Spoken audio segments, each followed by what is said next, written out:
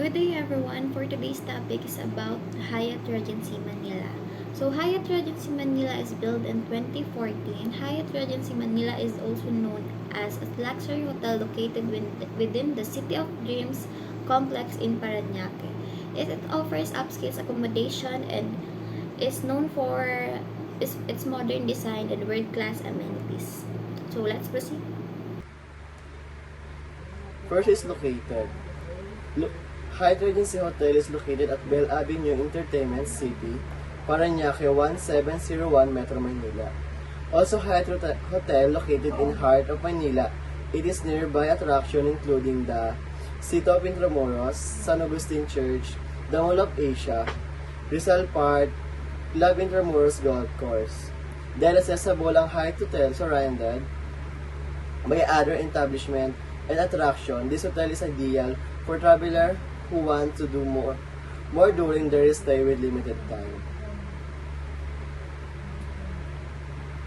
And meron din po silang 5-star to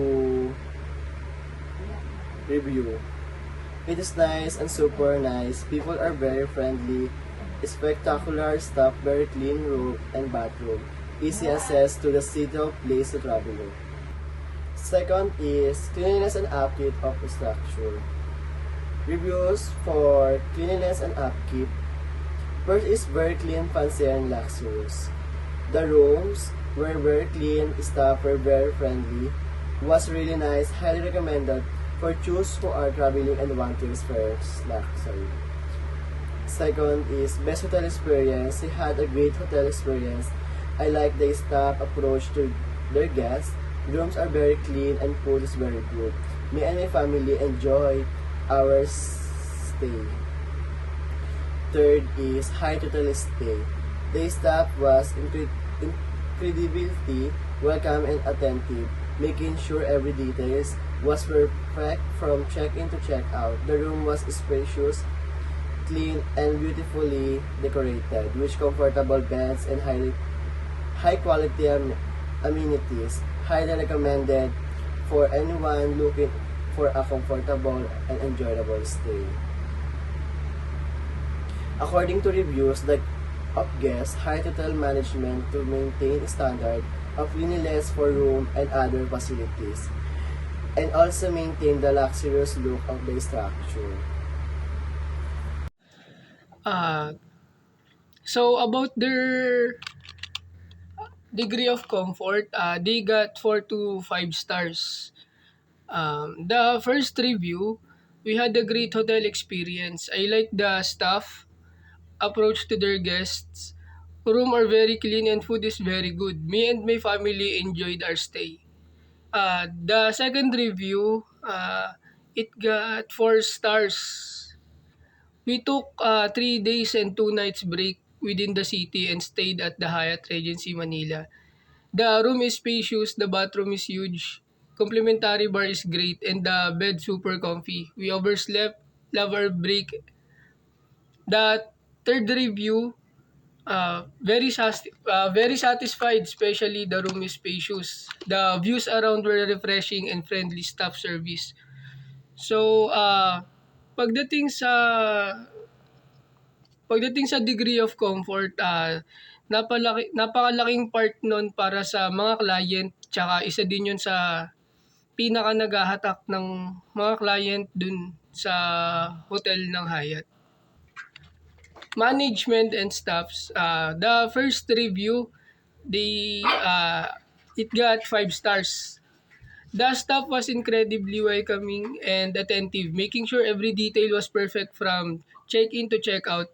The room was spacious, clean, and beautifully decorated with comfortable beds and high-quality amenities. Highly recommended for anyone looking for a comfortable and enjoyable stay.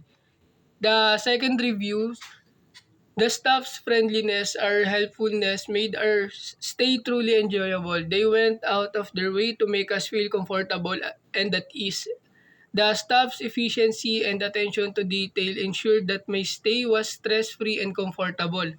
So, pag kapag nasa hotel ka, unang-una mong mapapansin yung staffs nila eh. Bukod dun sa ambience.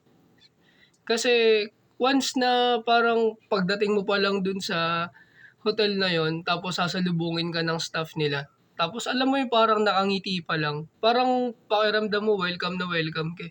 Kaya napakalaking impact nun. Pag, halimbawa ako as a client, napakalaking impact sa akin nun. Good review sa akin yun.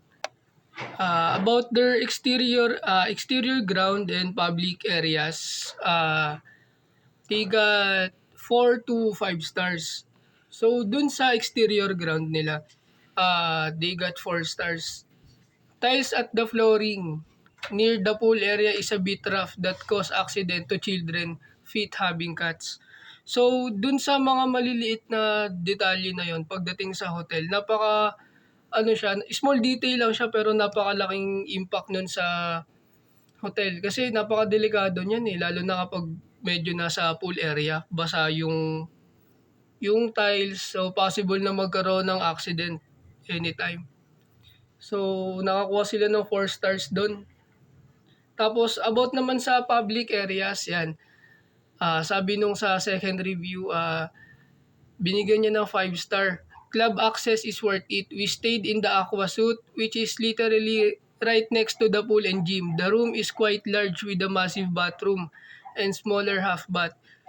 The only downside is that we couldn't stay longer. I will say that since the staff cleans the foyer of the pool, gym, salon area, which is right on front of the door, you can hear them cleaning at night from the living area, but it's not a problem from the bedroom. But room location is the best if you plan to use the pool or gym.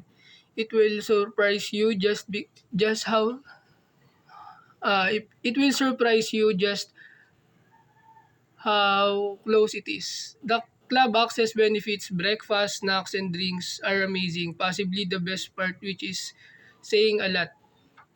So, pagdating dun sa public areas nila, meron silang pool, gym, tsaka salon within the area lang kung saan siya nag-i-stay. Kumbaga, maganda din yon kasi parang napaka-importante nung nung lugar nung lugar nung room na pag-i-stayan mo. Kasi doon mo makikita kung ano yung mga possible na gusto mong puntahan.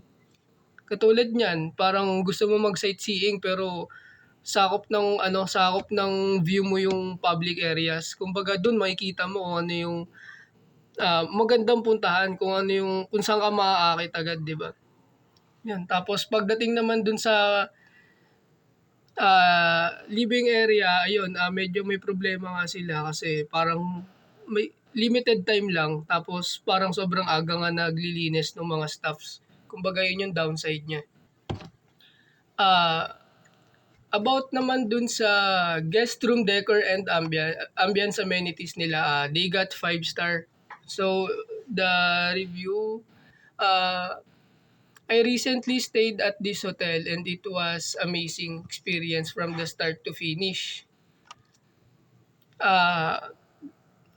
Kumbaga papaiksihin ko na lang, no. Dun sa reviews, kumbaga kapag pupunta ka ng hotel, bukod nga dun sa management and staff, kasi sila yung una mong mapapansin kung nagbe-base ka talaga sa welcoming nila. Pangalawa na lang dito para sa akin yung sa decor, tsaka sa mga ambience amenities nila, ganun. Binigyan niya ng 5 star kasi yung sa Hyatt Regency Hotel, entrance pa lang kita mo na kagad yung effort na binigay nung nag-design. Kumbaga sa lighting yun maganda talaga, tapos kumpleto na kagad dun sa pinaka front desk nila. Ngayon, napaka-importante din talaga ng mga decoration sa hotel kasi yun yung nagbibigay buhay. Tapos parang hindi niya mabibigyan ng boredom yung mga client habang waiting sila sa front desk, o kaya naman kapag may pupuntahan silang mga club. Kumbaga masarap sa mata nila yung masarap sa mata nila kapag napaka-elegant ng lugar. Yun, kaya nakakuha siguro ng 5 star to. Now for the bathrooms ng Hyatt Regency Hotel, meron sila ditong sa bathrooms naman, complete amenities naman kada bathroom sa kwarto. Pero upon viewing this review, sinabi ng customer dito is, ano nga pala, binigyan lang siya ng 3 stars ng customer dito sa review na to. Kasi, complaint niya is yung about sa public bathrooms. So, medyo hindi niya na-clarify dito, no? So, hindi niya na-clarify na public bathroom or public toilet yung tinutukoy niya dito. So, sabi niya, dun sa lower level ng hotel, medyo off sa kanya, hindi siya comfortable sa mga gender neutral na bathroom. Kasi pwedeng magkasabay yung babae at lalaki sa CR. So, pero all in all, sa mga bathroom kada kwarto, okay naman siya. May bathtub and may sink na may malaking mirror, and it even has a vanity mirror and vanity kits. Kompleto lahat ng gamit. So, yun.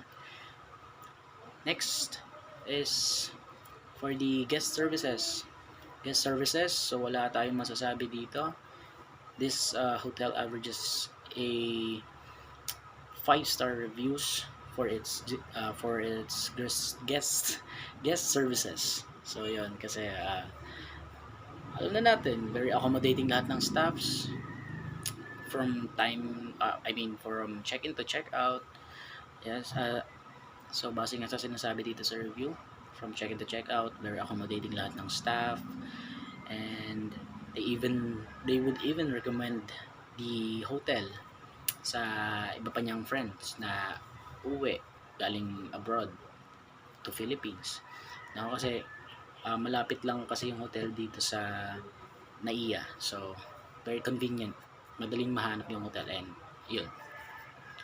Now, next one is para sa safety and security, or security and safety. Dito wala masyadong problema yung Hyatt Regency Hotel, no? Kasi very secured. This hotel is very secured. May mga surveillance system na naka-install, and staffs are well trained whenever such incident happens, no? And their hotlines or emergency hotlines is always ready, and very, very responsive naman ng mga nakatoka dun sa mga hotlines na yun. And also yung kanilang fire support or fire or life systems is well maintained and monitored. So ayun, so all in all, walang masasabi sa safety and security ng hotel. So that's Hyatt Regency offers us. For the room prices, the room rates at night of Hyatt Regency Manila, City of Dreams, typically range between 7K to 10K per night. For the standard room, depending availability and booking condition for more luxuries, prices can exceed at 15K per night. Hyatt Regency Manila, City of Dreams is nice to place to visit and very affordable accommodation.